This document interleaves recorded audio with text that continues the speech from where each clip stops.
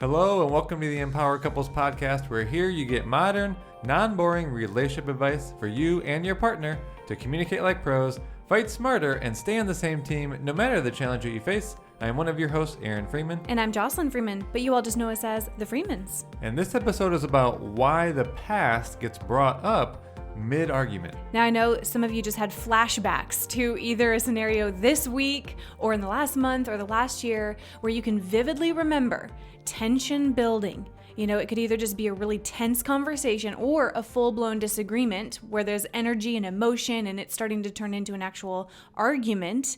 And all of a sudden, you're now listing out these different things from the past. You know, for me, it might even be that you're basically just having a conversation that has a little hint of something in it, right? Mm-hmm. Then someone says something like, you always do that. Mm-hmm. Or this is just like last month when you... Mm-hmm. You said the same thing to me just the other day. Mm-hmm. Or, oh yeah, it's just like your mom would say. Yep. Part under the breath. And you bring up something from the past that you thought was put to bed or was something that shouldn't be brought up in any conversation. Yeah, and this has been coming up in a lot of sessions. You know, we're always looking for themes and different things that are really happening with many of the couples that we're working with. And this is something in particular with the couples that we're supporting in kind of repairing the past and being able to build towards a stronger future, being aligned.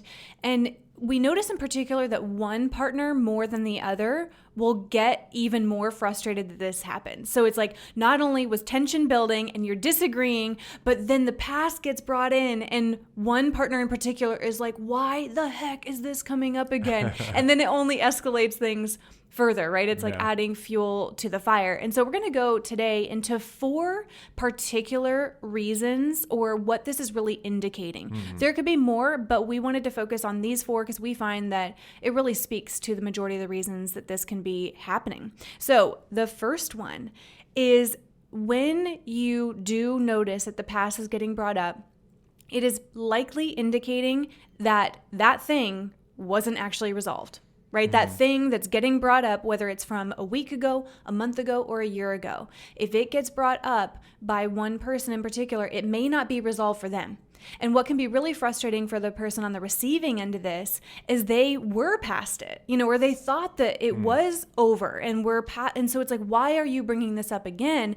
And that's where even more conflict can happen because it's resolved for one person, or they were ready to just put it in the past, and the other person clearly is not over it, hence why it's being brought up in the conversation. Slight change to this as well, because that is accurate, and momentarily it can feel that it is resolved for both people. For one partner, like, it really is resolved because it wasn't that big of an emotional impact. For the other partner, it is like, okay, yeah, I think that's enough. I think I can get past this. I'm pretty sure I'm resolved.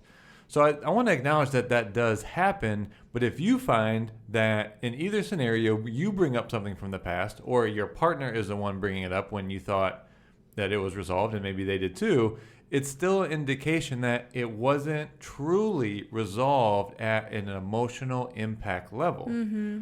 And so both scenarios can play out. So it just means that your method of repair wasn't effective enough to get to the emotional impact so that, yes, it actually is resolved. And when Aaron says the method of repair, you are like, well, all I know is to just say I'm sorry. You know, or I did say I'm sorry for that. Or what do you mean by method? And that's a key thing. That's one thing that we're just huge advocates of, is actually learning about the 3 stages of conflict. Because there's before conflict, which is how do we even prevent unnecessary ones from happening? There's mid-conflict, meaning how do we prevent it from escalating?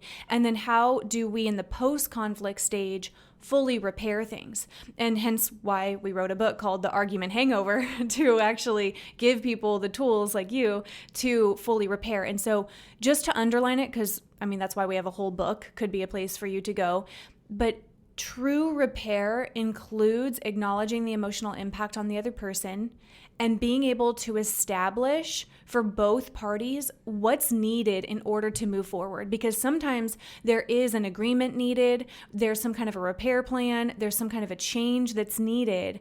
And so even just saying I'm sorry is often missing that, okay, what's going to change in the future and what are you actually sorry for? So we could do a whole episode just on repair. We have actually done episodes on that. We wrote a book on it, but we wanted to just keep it brief for this episode. You can't just rely on a short I'm sorry and just move on. So instead, if this one resonates with you in particular, you need to note, like, so let's say Aaron and I are having a disagreement and Aaron brings up something from the past because, all right, he brought it up. He's clearly not over it from a week ago. What we would want to ideally do and invite you to do is note that as a conversation to return to. So, and you've actually you're better at this. Like if there's been a couple times where I've brought things up as an indication that I'm not actually over it, and you'll say, hey, okay, it seems like you're maybe not resolved about that.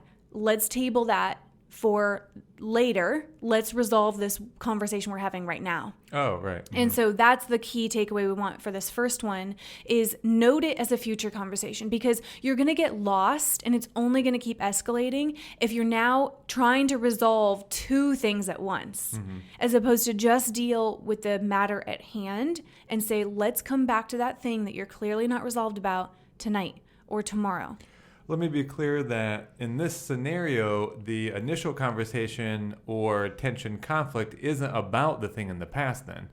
But if it gets brought up in that argument, that's what you're saying. You need to say, hey, it sounds like you're not resolved from that thing in the past, so let's come back to that. And where we started was this conversation. So let's address this one. Yeah, exactly. So that's the first one, the first thing that it could be indicating if the past gets brought up. The second one is that there wasn't sufficient change to repair that past upset. So I briefly even spoke to that, right? There's acknowledging the emotional impact, and then in a lot of instances, there's some kind of an action needed maybe by both parties. I mean, ideally, both people are willing to come to the table and say, okay, here's what I'm willing to do, here's what you're willing to do to really resolve this and make sure it doesn't happen again, and here's the change we both need to demonstrate. So that's the key thing about repair. Again, you can actually feel as if you were repaired, and maybe your partner actually felt repaired, if you're using the 5 R's, for example, from that past conversation. However, to this point, and I wanted to make it again because it's pretty big, that will creep back up because a key thing in repair is that you see that change is happening. Mm-hmm. This is a key reason why it keeps coming up. You make some sort of promise or agreement, or you acknowledge the impact on your partner. Okay, we're able to move on. If the same behavior happens, how does that make the other person feel? Well, maybe they don't care that much. See it as impactful. Mm-hmm. They don't care as much. They forgot. I'm not as important. I'm not a priority. Mm-hmm. So there's a number of things. So even if you did quote unquote repair in the moment, if sufficient change is not seen or that behavior doesn't change, that's actually going to trigger it to come back up because then that must have just been fake. You must have not been real about it in the past. Yeah, interestingly, one of those examples that's been coming up with quite a few couples right now, we're working with many couples who have younger kids, maybe under 7 years old. And there's a lot of different dynamics happening, right? When kids, we haven't even reached that point yet with Sky. She's still a baby. However, we worked with a lot of parents. And my point is they are disagreeing on how to handle discipline or when the children aren't listening. And in particular, one partner is frustrated with how the other is dealing with it. And they will argue about it. And why do you talk to them like this? And then the other person's like, don't intervene. I'm doing it my way. And, now they're disagreeing about parenting. And then they'll resolve it later on. I'm sorry and I don't want to do it that way. And all right, let's get on the same page. But then that partner handles it the same way again. Mm-hmm. And now they're bringing up those past instances. And so that's where if you are creating agreements and you commit to something in the repair process, What we want to challenge you to do is you have to put something in place for you to follow through, because that's why we've done podcast episodes on the importance of reliability and follow through, because you can't just throw your word out there. Your promise, it has to mean something. You're not expected to be a perfect human by any means, but if you do say, I'm going to do X, then what are you doing to put a reminder in place or a system in place so that you do X consistently, not for 3 days, not even just for a week, consistently for a long period of time so that your partner can rely on you to see that change. And then they don't have to keep bringing it up in the middle of a heated disagreement. So that's kind of the what to do instead, is to really establish some kind of a reminder for yourself of what change you promised to your partner, and make sure that you're following through as a point of repair. So one thing to mention about this, though, is that it's hard sometimes to see the change that you need to make as an individual, or that both of you need to make in order to fully repair it. And why is that? It's because you're in it. You're in the situation, and our brain is unfortunately biased in our own favor, right? Like, we can sometimes only see the good things we're doing and see the bad that our partner is doing. And so for that reason, because you can be biased in your own favor, and sometimes you have these blind spots that you can't see, we actually want to offer something for 3 couples listening to this episode, which there are a lot of listeners, so you're going to want to take action on this quickly. We sometimes offer to do a relationship assessment. It's a 25-page report, super insightful, gives you an objective look at the different areas of your relationship, ranging from communication and intimacy and your family dynamics, but in an unbiased way. And then what we do is we take that assessment, that 25-page report, and we do a call with you to go over your results. We have done so many of these that we can draw really powerful correlations and say, hey, because you're doing this, it's interplaying with your partner doing this, and we can really connect the dots on a lot of the blind spots and that change that you two can create in a positive direction. So in order to take one of those 3 spots, we only have 3 spaces for this, to do the assessment and the call, go ahead and do one of the 2 things. Either text us or email us. The phone number to text is 602-321-5652, or you can email connect@newpowercouples.com. Phone number again is 602-321-5652, and the email is connect@newpowercouples.com. We can't wait to do this relationship assessment and results call with 3 of you who take action quickly. Yeah, really powerful way to see the change that you need to make, and then we give you a little bit of encouragement, as well as put some fire on you to actually make that change, and hence things don't come back up again. So let's move to the third point, though, as to why the past does get brought back up in mid-conflict. And a part of it is that it's confirming a belief that you are forming about your partner. Now, this is a much deeper reason, but when this is happening, it creates a degree of kind of keeping score, of tallying. In a way, you're saving that like a lawyer to bring up at a later time. It's some maybe ammunition to prove something to your partner that validates this belief that you're forming about them.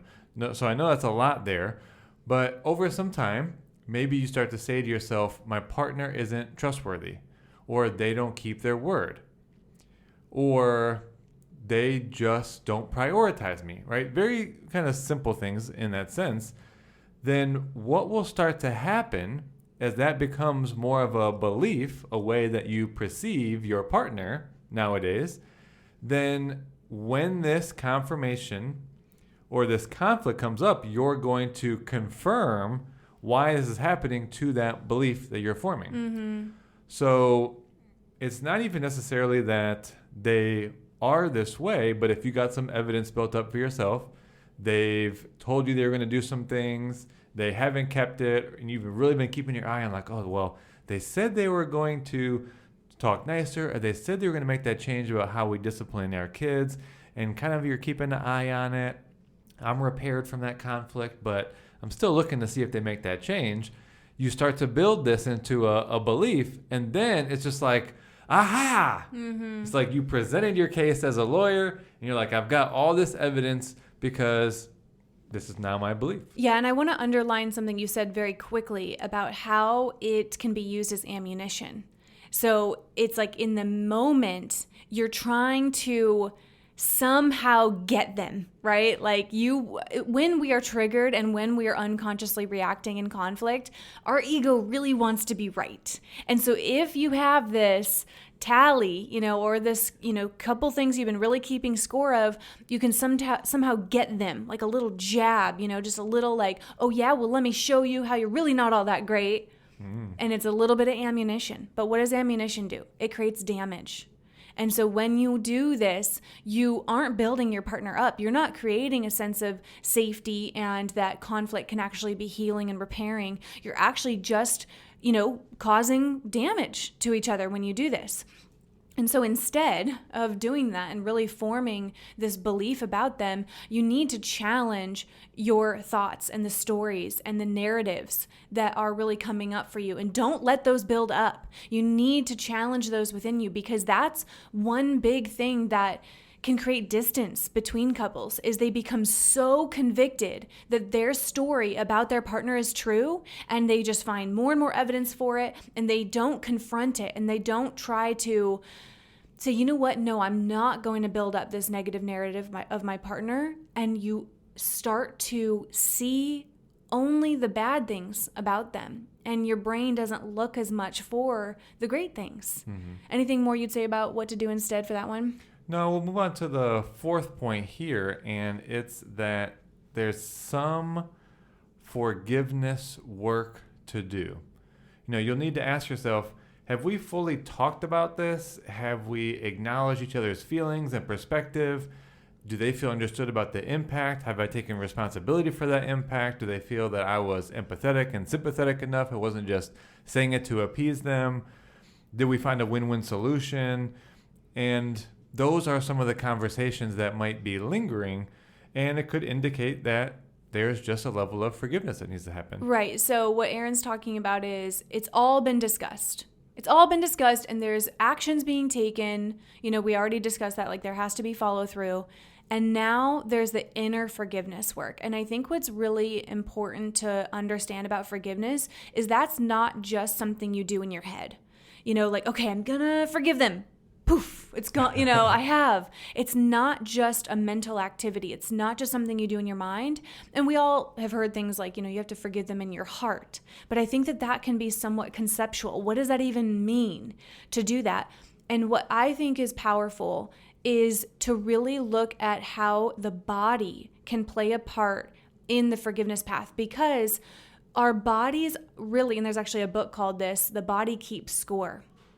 It might be slightly of a variation of that, but it's so true. Our body has a memory. It keeps track of the events at an emotional level. So you may intellectually have forgiven your partner. Like, okay, I want to put this in the past. I'm seeing this change in them. But your body is still holding on to anger, sadness, pain, frustration, fury, whatever it is, that emotion that was linked to the original thing that you are trying to move beyond.